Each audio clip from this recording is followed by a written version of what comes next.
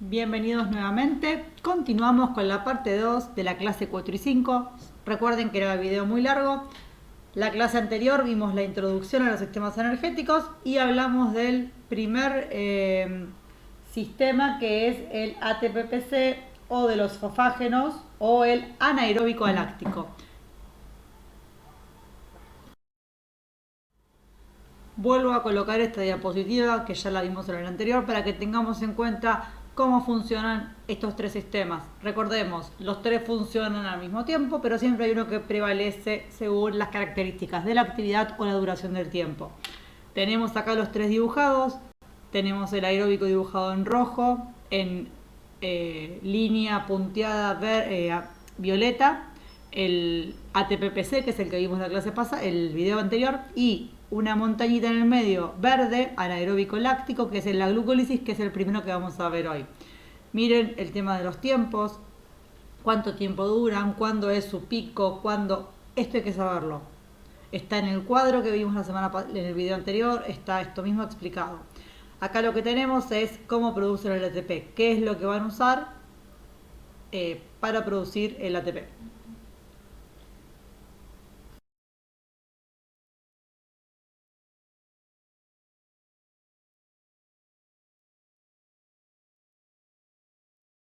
Bueno, ahora vamos a pasar a hablar de los metabolismos anaeróbico láctico o glucólisis anaeróbica. Lo importante de esta parte es saber que el oxígeno aún sigue sin aparecer y que vamos a partir de una glucosa para obtener energía. No va a ser mucha la cantidad que obtengamos, ni tampoco va a ser mucho la duración de este sistema. Hasta los 2 minutos más o menos entre este sistema para obtener energía. Conceptos que tenemos que saber bien claros. Glucólisis.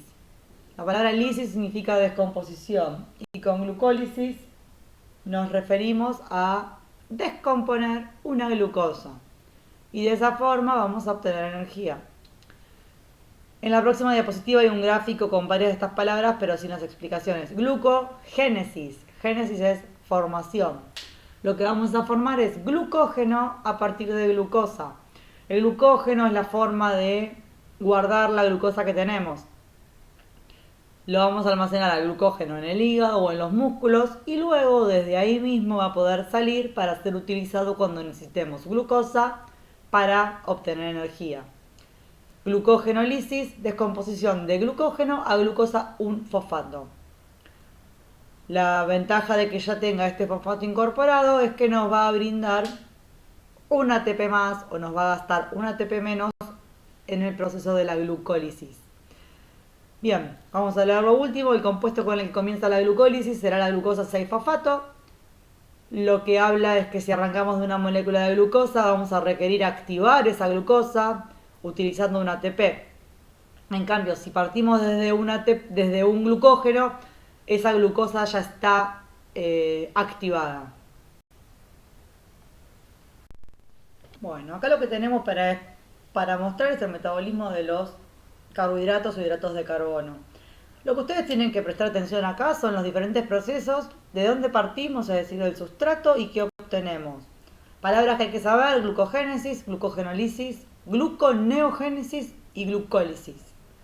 Glucólisis ya sabemos lo que es la degradación de una glucosa hasta llegar al piruvato.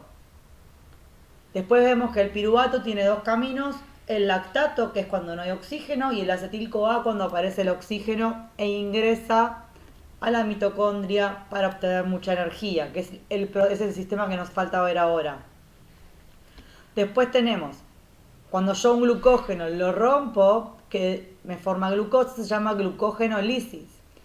Y cuando yo a la glucosa la almaceno en glucógeno es glucogénesis. Otra opción es obtener glucosa a través de diferentes cosas. En este caso, gluconeogénesis puede ser a partir de piruvato. Vamos a ver que también se puede a partir de otras cosas. Bien, suelo preguntarlo siempre estas palabras. De alguna forma u otra y son muy parecidas.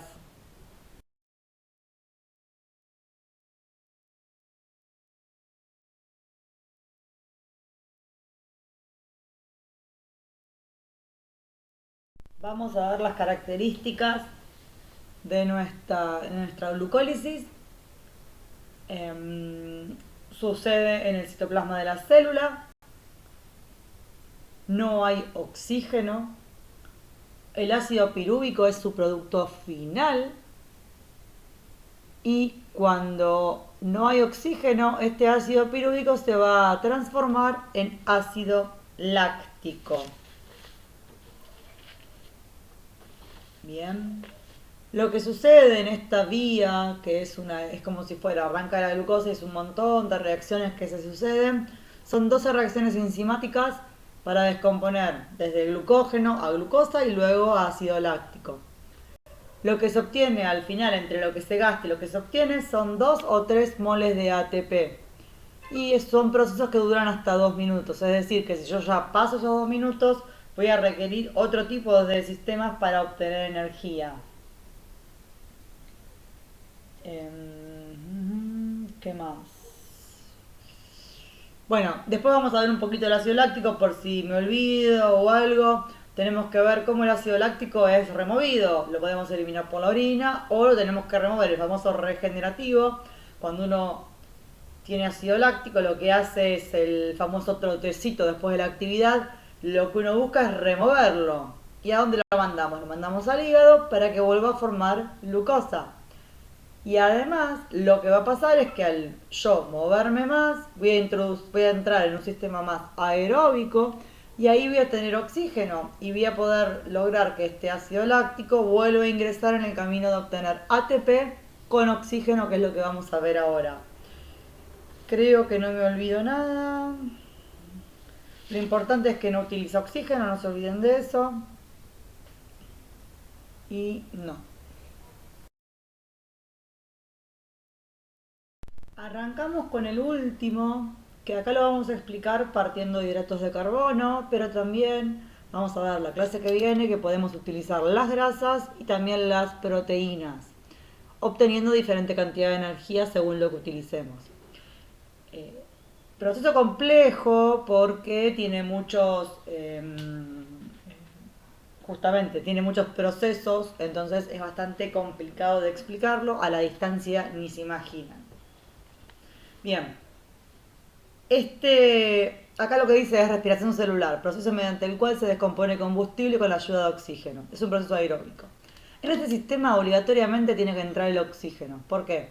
Porque con ese oxígeno nosotros lo que vamos a hacer es, en unas reacciones que vamos a ver en 2 procesos más adelante, vamos a poder obtener mucha energía. Vamos a ver cómo este oxígeno se combina con hidrógeno, va a formar agua, cómo se van a activar otras cosas mediante la energía que va a ir cambiando de lugares. Es un proceso complejo, produce mucha energía y lo más importante es que ocurre dentro de la mitocondria. Esto es lo que lo diferencia de los anteriores.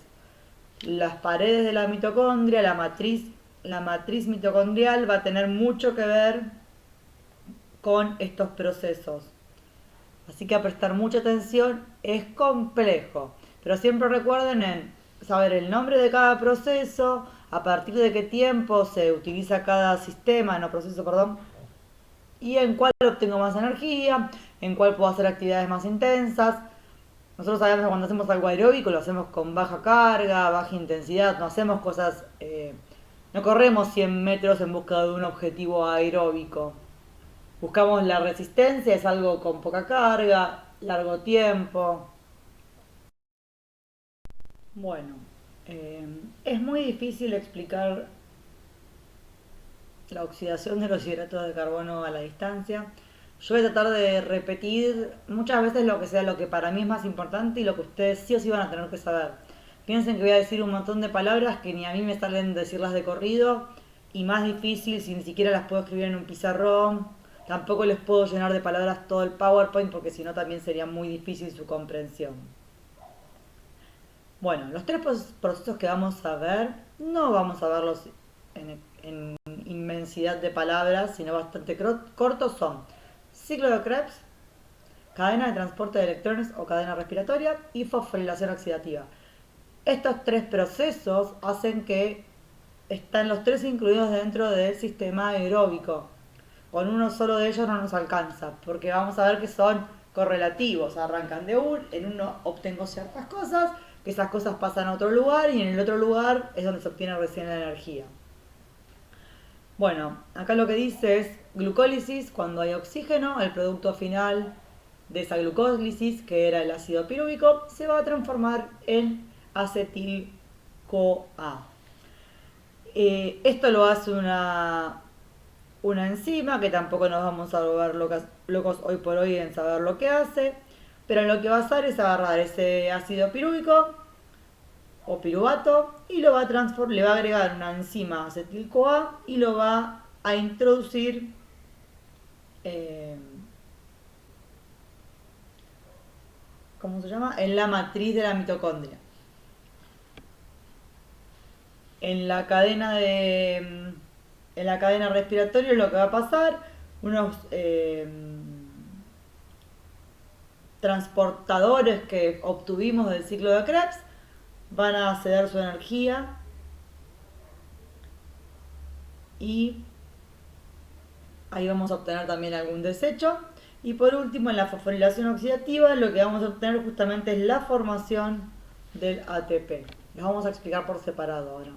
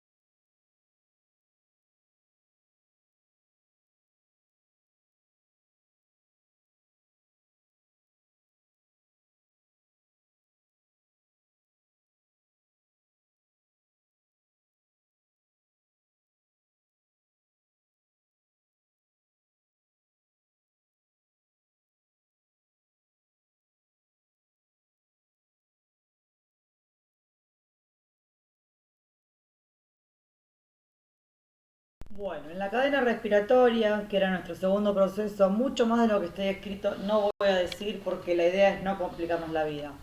Lo que va a pasar acá es que van a ir saltando estos hidrógenos que liberaron los NAT y los FAT, que eran los que los transportaban hasta acá, van a ir saltando en esta escalera y van a ir liberando gran cantidad de energía.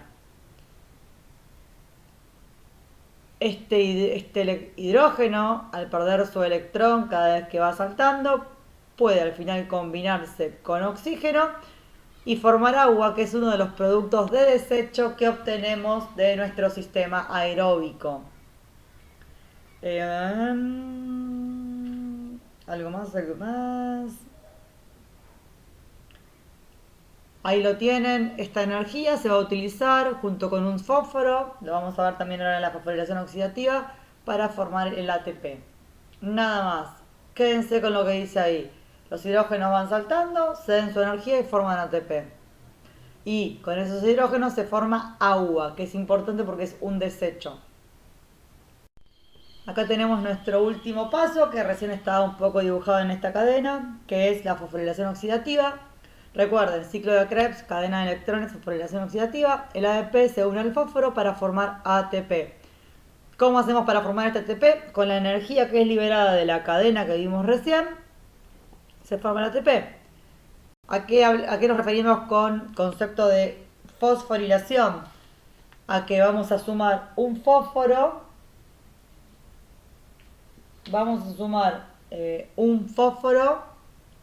a este ADP, y el concepto de oxidativa se refiere a que es la presencia de oxígeno. Acá se van a donar electrones, tiene que ver con lo que vimos en el anterior. Es importante que, esta mitocondria lo que hace es arrancar esos electrones de los hidrógenos que vimos antes y se los traspasa al oxígeno en la formación del agua. Así que, concepto importante, acá es donde se forma el ATP. La energía que obtuve de la cadena junta un ADP, esa energía y un fósforo, y me forma el ATP.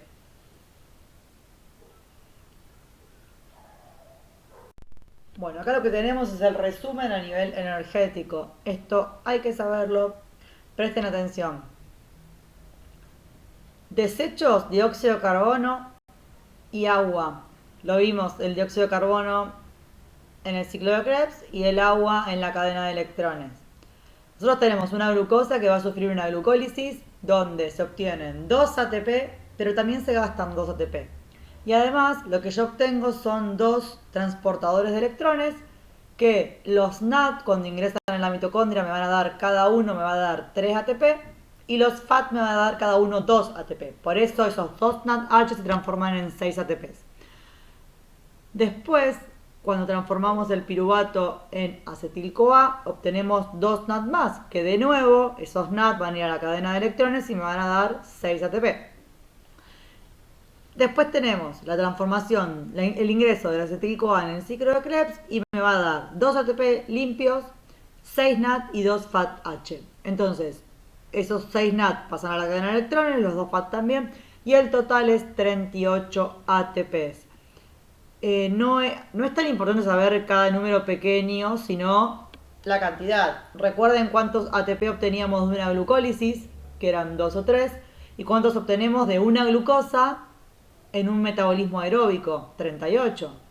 Tenemos una gran diferencia, es una gran ventaja a nivel energético, pero bueno, hay que llegar al sistema aeróbico. Bueno, no sé si me estoy olvidando de algo más. No, creo que no.